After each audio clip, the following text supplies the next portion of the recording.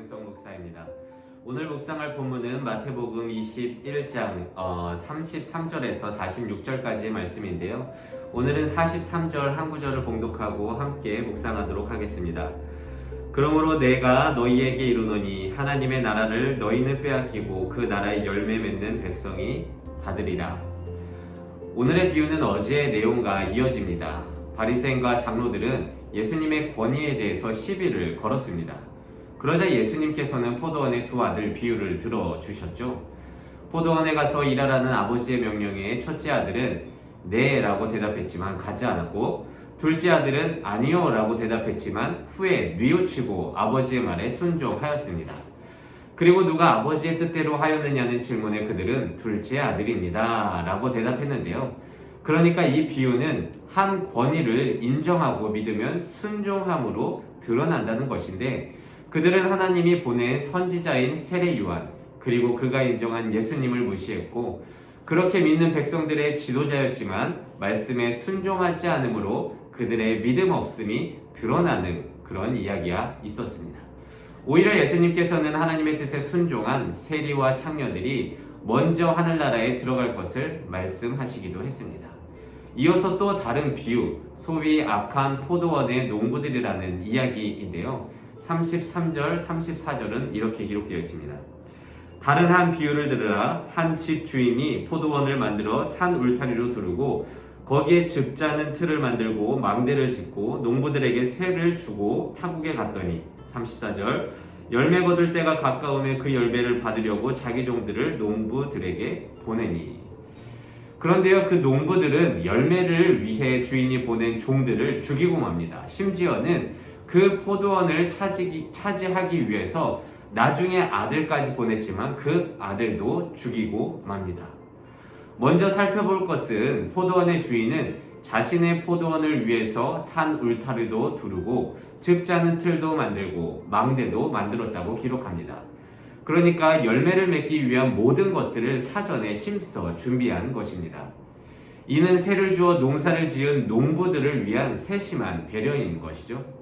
왜냐하면 그는 선한 주인이기 때문입니다. 그리고 나서 농부들을 불러 세를 주었습니다. 그런데 세를 주었다는 것이 무슨 뜻입니까? 농부들은 포도원의 주인이 아니라 관리하여 맡게 된 청지기라는 뜻이죠. 그런데 생각해 보세요. 주인이 열매를 위해 포도원에 세를 준다고 농부들을 불렀다고 한다면 어떤 사람들에게 줄 것 같습니까? 아마도 제일 믿을 만한 사람들 아닐까요?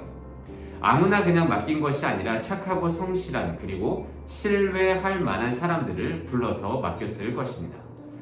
그런데 이들이 주인을 배신했습니다. 이들은 분명 그 주인이 믿을 만한 자들이었고 착하고 성실했을 것입니다. 그런데 시간이 지나면 지날수록 자신에게 맡겨진 그 포도원이 욕심이 난 것입니다. 어떻게 보면 주인이 은혜를 베풀어서 일하게 되었음에도 불구하고 그 포도원의 유산을 차지하기 위해 아들까지 죽이는 범죄를 저지르게 된 것입니다. 그러니까 이들은 자신들의 정체성, 세를 받아 포도원을 맡은 청지기임을 잊고 말았습니다. 내가 지금 내 손으로 경작하고 있기 때문에 이 포도원은 내가 일구었다는 것입니다. 그들은 자신이 포도원의 주인이 아니라는 사실을 잊고 만 것이죠. 포도원의 주인이 세를 주지 않았다면 이 모든 것을 누릴 수 없었음에도 불구하고 말입니다.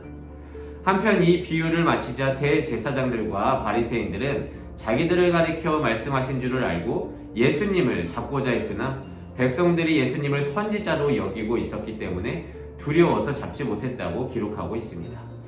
예수님은 두 아들 비유를 통해 하나님의 뜻을 따르는 순종에 대해서 가르쳐 주었고, 또 오늘 포도원의 농부의 비유를 통해 자기 정체성을 돌아보도록 하였으나 그들은 회개가 아닌 불만을 표출하고 예수님께 보복하려는 모습을 보였습니다. 그런데 여러분, 오늘의 비유는 현재를 살아가는 우리들의 이야기가 아닙니까? 창조주 하나님께서 피조물들에게 거저 주신 은혜들을 우리는 충분히 누리고 살아가고 있지만, 믿는 백성으로서 말씀에 순종하고 그에 따른 열매를 보여달라고 요구할 때면 내게 주어진 이 모든 것들을 내 것으로 여기고 하나님의 요구를 외면할 때가 얼마나 많습니까? 내 인생, 이 내 포도원은 내가 주인이라는 것입니다. 이는 모두 인간적인 욕심에서 비롯된 것입니다. 야고보서 1장 15절에는 이렇게 기록되어 있습니다. 욕심이 잉태한즉 죄를 낳고 죄가 장성한즉 사망을 낳느니라. 내가 누리는 것이 많으면 많아질수록 내가 했구나, 내 것이구나 라고 여기는 것이 우리 인간이자 우리의 욕심입니다. 그리고 결국 그 욕심은 피조물된, 그리고 청직이 된 나의 정체성을 잊게 하고 믿음을 잃게 만들게 됩니다. 여러분, 믿는 자와 안 믿는 자는 정말 종이 한 장 차이입니다. 나의 정체성을 얼마나 잘 알고 있느냐, 하나님께서 나에게 포도원을 맡기셨음을 고백하고 내게 주어진 인생 속에서 열매를 맺기 위해 말씀에 순종하느냐 안 하느냐의 차이입니다. 하지만 하나님 앞에서 내 자신을 돌아보지 않으면 어느 순간 그 주인을 배신하는 농부가 되는 것입니다. 그런데 여러분, 저는 이 말씀이 너무 두렵게 다가오는 것은 과연 나는 주인이 보낸 종을 잘 맞이하고 그에게 열매를 보여줄 수 있을까 하는 것입니다. 왜냐하면요, 누리는 것이 많으면 그것이 아까워 내 것으로 여기고 주인의 아들이 와도 거절할 것 같은 거예요. 하나님, 그래도 이건 내가 했다고, 그리고 이거는 내가 죽어라 노력한 거라고 하면서 이 내게 맡겨주신 포도원을 내 거라고 여기지 않을까 한다는 것입니다. 그런데 여러분, 창조주가 없으면 피조물이 없고요, 주인이 세를 주지 않으면 경작하지 못함을 꼭 기억하셔야 합니다. 그래서 오늘은 이렇게 기도하길 원합니다. 하나님, 나의 모든 것은 창조주 하나님께서 맡기셨기에 우리가 누리고 있음을 고백합니다. 하나님, 피조물로서 그리고 세를 받은 농부로서 주가 주신 모든 것에 감사함으로 인정하고 겸손하게 내게 주어진 인생을 살아가는 그리스도인 될 수 있도록 인도하여 주시옵소서. 오늘도 이 말씀을 묵상하면서 한날을 살아가는 우리 모두가 되시기를 진심으로 소망합니다. 기도하겠습니다. 이 세상의 모든 청년의 인생을 사랑하시는 하나님, 감사합니다. 오늘의 비유를 통해 대제사장과 바리새인들이 아닌 현재를 살아가는 우리에게 하시는 말씀임을 깨닫습니다. 우리는 믿는다고 하면서 내게 주어진 포도원을 내 것이라고 여기며 주인이 보낸 종들과 그 아들마저도 외면하고 죽이고 있지는 않습니까? 하나님, 우리의 정체성, 창조주가 아닌 피조물, 주인이 아닌 세를 받은 농부임을 기억하고 주어진 인생 속에서 하나님을 믿음으로 열매 맺을 수 있는 우리 되게 하여 주시옵소서. 감사드리며 이 모든 말씀 예수님의 이름으로 기도드립니다. 아멘.